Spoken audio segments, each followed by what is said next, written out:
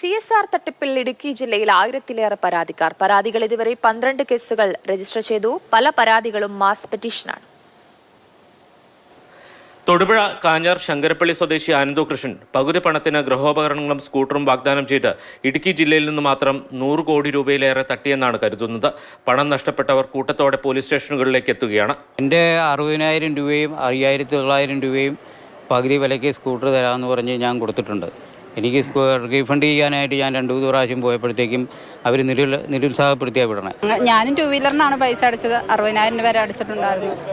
6 മാസമായി ഞാൻ അടച്ചിട്ട്. 2 ദിവസം മുമ്പ് പരാതി കൊടുത്തായിരുന്നു. പിന്നെ അതിനെക്കുറിച്ച് വേറെ ഡീറ്റെയിൽസ് ഒന്നും കിട്ടില്ല. ഇവിടെ മുഖ്യമന്ത്രിക്ക് പരാതി കൊടുക്കാൻ വേണ്ടിയിട്ടാണ് ഞങ്ങളിവിടെ വന്നത്.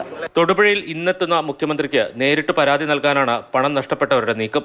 അനന്തു കൃഷ്ണന്റെ വീടിരിക്കുന്ന കാഞ്ഞാർ പോലീസ് സ്റ്റേഷൻ പരിധിയിൽ മാത്രം 50ഓളം പരാതികളാണ് ലഭിച്ചിരിക്കുന്നത്. കരിങ്കുന്നം പോലീസ് സ്റ്റേഷനിൽ 9 കോടി രൂപ സമാഹരിച്ചതുമായി ബന്ധപ്പെട്ട പരാതി ലഭിച്ചിട്ടുണ്ട്. പരാതികൾ വ്യാപകമായതോടെ ആവശ്യമെങ്കിൽ പ്രത്യേക അന്വേഷണ സംഘത്തെ നിയോഗിക്കുമെന്ന് ഇടുക്കി SP TK വിഷ്ണുപ്രദീപ് പറഞ്ഞു. ഒരുപാടുണ്ട്. 200-ലധികം പരാതികൾ നമുക്ക് ഏകദേശം റിപ്പോർട്ടായിട്ടുണ്ട്. നമ്മളിപ്പോൾ കേസെടുത്ത് വരുന്നുണ്ട്. കൂടുതൽ അന്വേഷണം വരുന്ന ദിവസങ്ങളുണ്ടാവും. മൾട്ടിപ്പിൾ ഡിസ്ട്രിക്റ്റിൽ ഇതിനുമായിട്ട് ബന്ധപ്പെട്ട പരാതികളുണ്ട്. അതെങ്ങനെ ചെയ്യണമെന്നുള്ളത് നമ്മൾ നോക്കുന്നുണ്ട്. എന്തായാലും ജില്ലാടിസ്ഥാനത്തിൽ നമ്മളൊരു സ്പെഷ്യൽ ടീം ഉണ്ടാക്കും. പരാതികൾ പെരുകുമ്പോഴും 12 കേസുകളാണ് ഇതുവരെ പോലീസ് രജിസ്റ്റർ ചെയ്തത്. 2019 ഓഫീസ് തുടങ്ങാൻ പണം വാങ്ങിയ കേസും ഇതിൽ ഉൾപ്പെടുന്നു. ജില്ലയിലെ കേസുകളുടെ എണ്ണം സംബന്ധിച്ച് ജില്ലാ പോലീസ് മേധാവി റേഞ്ച് DIGക്ക് റിപ്പോർട്ട് നൽകി. മാതൃഭൂമി ന്യൂസ്, ഇടുക്കി.